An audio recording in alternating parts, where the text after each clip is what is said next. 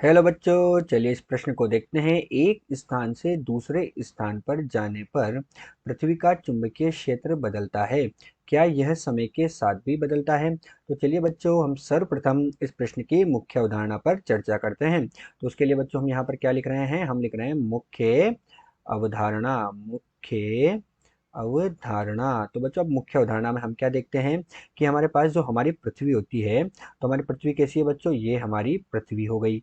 अब बच्चों, हमारी जो पृथ्वी होती है, हमसे क्या पूछा गया है कि क्या पृथ्वी का चुंबकीय क्षेत्र समय के साथ और स्थान के साथ बदलता है? तो बच्चों, ये क्या है?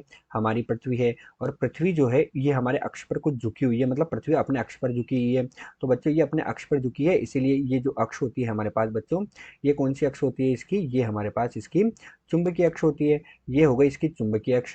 यहाँ पर हमारे पास क्या होता है बच्चों? इसका चुंबकीय उत्तरी ध्रुव होता है। तो यहाँ पर हो गया चुंबकीय उत्तरी ध्रुव, और इस तरफ बच्चों क्या होगा? चुंबकीय दक्षिणी ध्रुव होगा। तो पृथ्वी अपने अक्ष पर झुकी होने के कारण यहाँ पर हमें चुंबकीय अक्ष मिली, और इसके दो ध्रुव होंगे, चुंबकीय उत्तरी अक्ष और चुंबकीय दक्षिणी ध्रुव। तो चुंबकीय उत्तरी ध्रुव तथा चुंबकीय दक्षिणी ध्रुव हमारे पास दो होते हैं। अब हमसे पूछा गया कि क्या पृथ्वी का चुंबकीय क्षेत्र बदलता है? तो इस प्रश्न का उत्तर यह है कि एक स्थान से दूसरे स्थान पर जाने पर, जब हम एक स्थान से दूसरे स्थान जाएंगे तो पृथ्वी का चुंबकीय क्षेत्र बदलता है। एक स्थान से दूसरे स्थान पर जाने पर पृथ्वी का चुंबकीय क्षेत्र क्या होता है?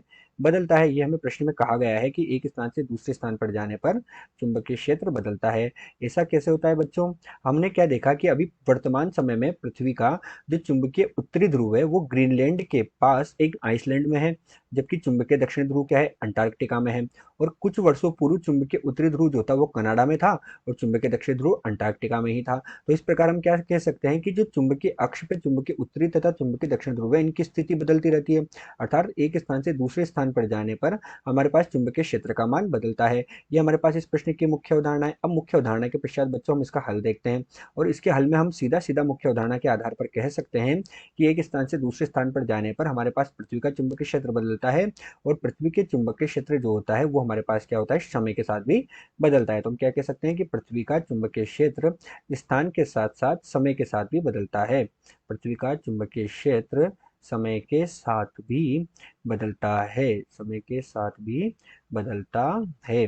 तो आशा करते हैं बच्चों आपको प्रश्न समझ आया होगा। धन्यवाद।